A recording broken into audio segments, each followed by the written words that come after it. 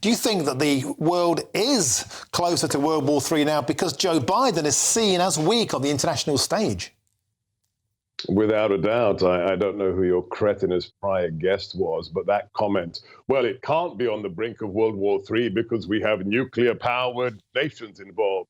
What is that? Is that like Disney fairy dust talk? What, you can't go to war just because somebody has nuclear weapons? I guess he missed the Cold War and how we were on the brink of it more than once with regards to Cuba and Operation Ryan in the 1980s. I mean, what a buffoon. And then that comment about, well, we can't have Trump back in the White House because then it really would be dangerous.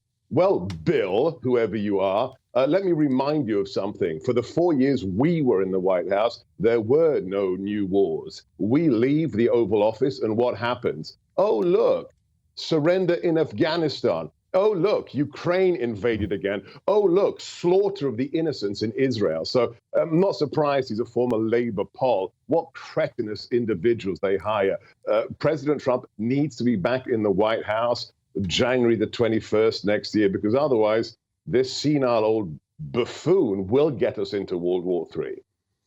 Bill Ramill's a decent fella. I think it's a bit harsh to use such language. He's an idiot. That's your opinion. We will have war. We did not. It's not an opinion. What did we have for 4 years under President Trump? It's not Seb Gorka's opinion. We had no new wars. Putin was afraid of us. Little Kim was afraid of us. The mullahs were afraid of us. I mean, we crushed ISIS in a matter of months. We declared war on the physical caliphate of ISIS. We unleashed the Green Berets. We unleashed JSOC, and we destroyed them. As I said in the Oxford speech, our enemies were afraid and our friends were reassured. That person, whoever he is, has no idea what he is talking about, unless, of course, he's just a propagandist.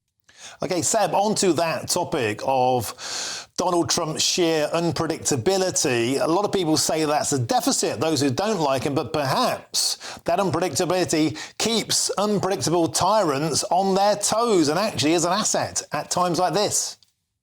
Well, look at what's happened in just the last 90 minutes here in the United States. So the figures are shocking.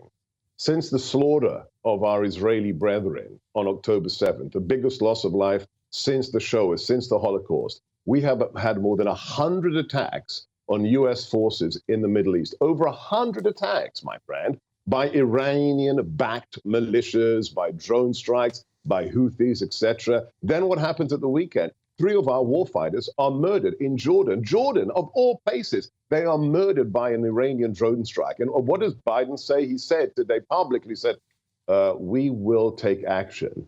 If President Trump were in the White House, A, it wouldn't have happened. B, if it had happened, we would have already killed the people responsible, as we did with Soleimani, as we did with al-Baghdadi. On our watch, we killed the most dangerous terrorists in the world. We didn't jaw about it. We just turned them into red mist. Everybody, all the bad guys in the world have got Biden's number. He's senile, he's feckless, he's weak. That's why they invaded Ukraine. That's why Hamas killed all those Jews in Israel. Another 10 months of this until the election. Lord preserve us. OK, Sebastian Gorka, we have to leave it there.